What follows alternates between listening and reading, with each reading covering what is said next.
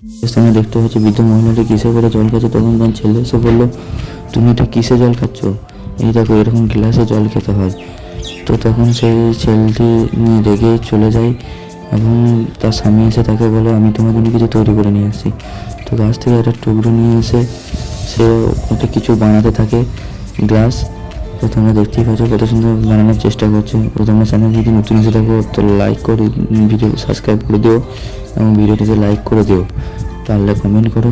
তোমরা দেখতে পাচ্ছ কত সুন্দর একটা ডিজাইন করা গ্লাস তৈরি করছে ধীরে ধীরে। তৈরি করতেই থাকছে। অবশেষে তোমরা দেখতে পাচ্ছ কত সুন্দর তৈরি করছে, তারপরে রং করছে। দেখতেই পাচ্ছ কত সুন্দর কালারিং। তো এটা যতক্ষণ তৈরি হচ্ছে ততক্ষণ তোমরা সাবস্ক্রাইব করে দিও, লাইক করে দেওয়া অবশেষে তারপর কত সুন্দর হয়ে গেছে। তারপরে তোমার বৃদ্ধ মেয়েটাকে দিল, বলে তুমি এতে করে জল খাও। তো দেখতেই পাচ্ছ কত খুশিতে সে জল খাচ্ছে।